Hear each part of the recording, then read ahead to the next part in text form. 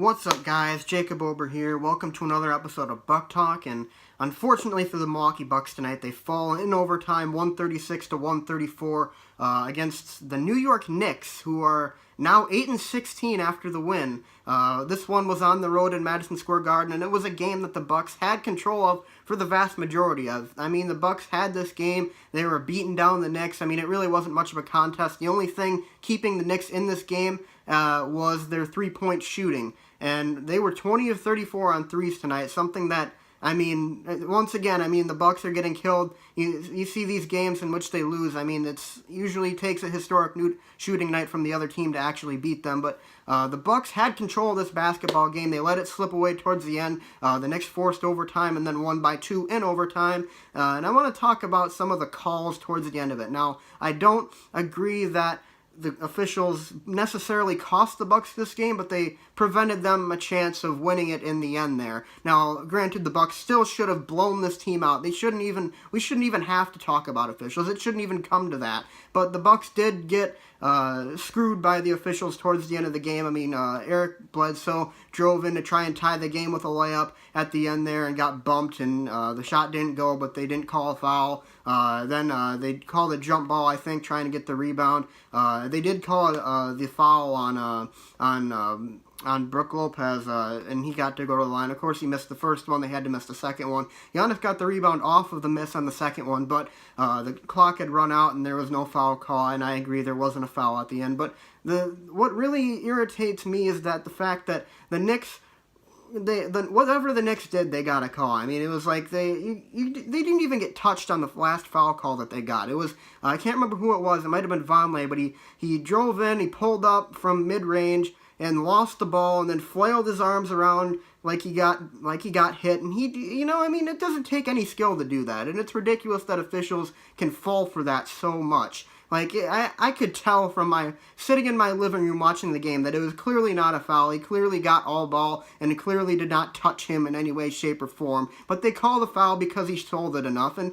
as officials, you cannot make that call. You can't rely on the player selling it enough or not. You can't say, well, they sold it enough, so we're going to blow the whistle. And, I mean, it's ridiculous when things like that happen, because this is supposed to be a fair game. I mean, anybody can do that. Anyone can lose the ball and throw their hands up and get a call. I mean, it takes no skill whatsoever. And the officials give them the call, and they got an extra point out of that. So, with that being said, though, one thing I really want to talk about, and this is the first time, I think, all year that I have extremely disagreed with something that Coach Budenholzer did, and that was his benching of Chris Middleton. I assume for lack of effort or poor play. I mean, Middleton was not having his best game today. He was not making a lot of shots. But towards the end there, when you need three-point shooters, when you need shooters who could pull up and win games, why was Chris Middleton not in there? Like, I assume that Coach Budenholzer was trying to teach him a lesson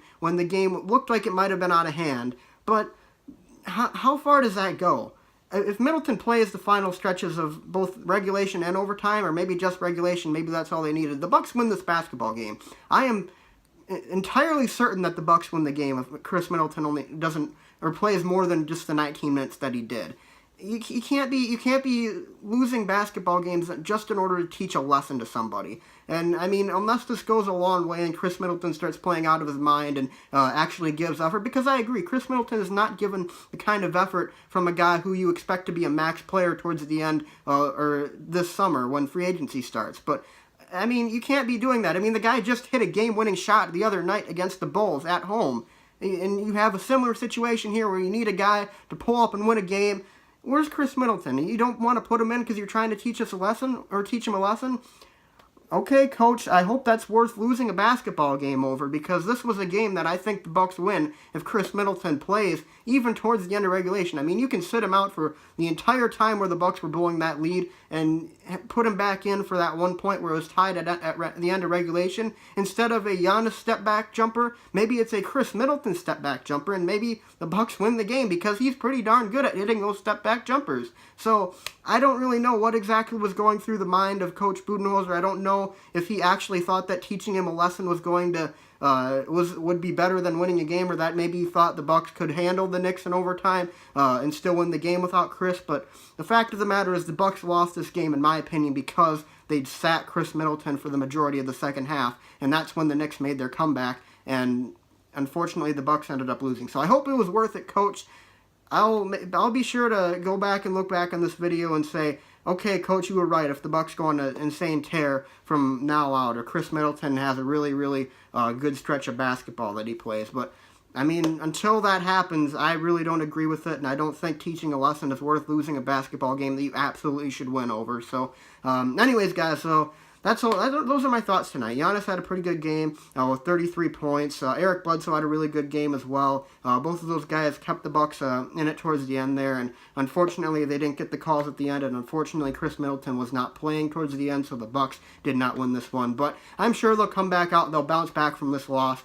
It's one game, you know. I mean, you can't overreact to that, like I said. And it is starting to become a little bit concerning, the fact that the Bucks are that bad teams are being able to hang with them, like the Suns, obviously, and the Bulls last night or the other night, and today the Knicks. Like it's starting to get a little concerning. I'm not gonna lie, but it's a long season, and the Bucks, like I said, they're still trying to figure this whole thing out. So they have to be able to grow and learn from this loss, and I think they will. And hopefully that lesson that Coach Budenholzer was trying to teach Chris Middleton ends up paying off. So, anyways, guys, so thanks for watching. I will be going to the game with Brew Pack, otherwise known as Ryan Wentland, on Wednesday night for the next Bucks game against the Pistons at Pfizer Forum. The first time I will ever attend a game in Pfizer Forum. I'm really excited to see it, and I'll take some videos and share it with you guys afterwards. So until then, guys, thanks for watching. Be sure to check that out after the game on Wednesday. But until then, guys, I'll see you next time, and go Bucks.